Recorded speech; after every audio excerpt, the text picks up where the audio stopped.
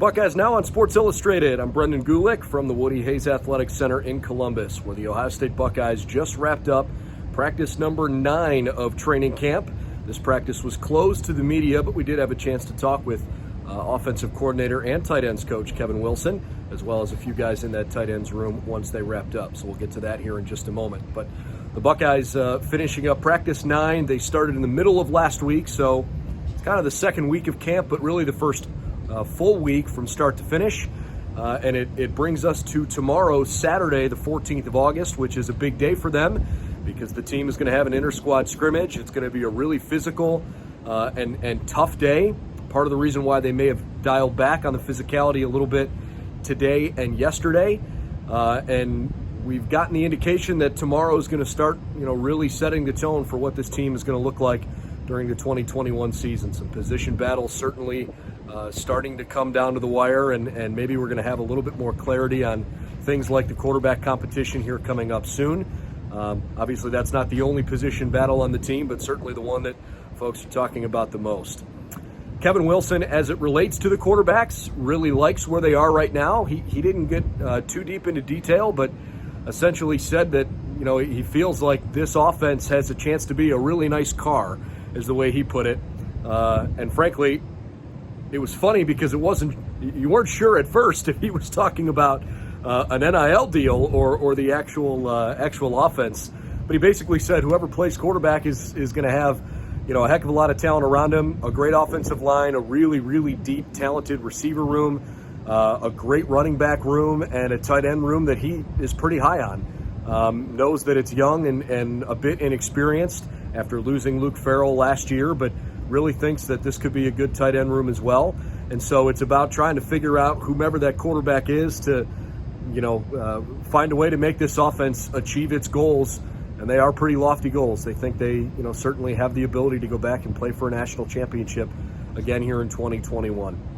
As far as the tight end room is concerned, obviously Jeremy Rucker is the leader in that group. There's no doubt about that. He's the elder statesman in the room and chose to come back for one more year rather than go to the NFL. And so Jeremy told us that basically camp has all been about him, one, trying to get ready for the season, but two, really making sure that these young guys understand the position, what's expected of them, and growing in a way that maybe they haven't been forced to pursue before. The fact of the matter is this tight end room is an interesting unit because none of the guys in that room played tight end in high school and all sort of fell into this position because of either their size, their strength, their physicality, certain traits that Kevin Wilson was looking at. He referenced when you're kind of looking at tight ends, he wants to see what are your hips like, what size are your hands, what size are your ankles, can your body handle the physicality of that position as essentially a blocking position with obviously the ability to go out and make plays in the receiving game. We've seen Jeremy Rucker with a heck of a highlight reel already during his Ohio State career. So he thinks he's got an interesting group. Guys like G. Scott are trying to put on a little bit of weight. Guys like Cade Stover are really trying to hone their craft a little bit. Joe Royer could be an option for them for sure. Obviously, Jeremy is going to be the leader of the room. So looking forward to seeing how this tight end group is going to grow throughout the course of the season, mostly because I think it's been one of the more underrated position groups on this football team. For folks that follow Ohio State really closely, I think you've heard this coaching staff talk a lot about the tight ends, but certainly on a national perspective, Ohio State tight ends probably haven't gotten the love they deserve for as well as they've played here these last couple years in particular. So a group that has some promise, but certainly is one of the younger groups on the team, led by one of the team's most veteran players in Jeremy Rucker. So tomorrow, Saturday afternoon, is a really big day for the Buckeyes, and hopefully we'll learn some more about that Saturday scrimmage along the way, and we'll report back with you on Monday. Scheduled to hear from Coach Day on Monday and his weekly sit-down with the media, and we'll find out if there's any news to break to you at any point here Saturday or Sunday, but no media availability with players and coaches Saturday and Sunday this weekend.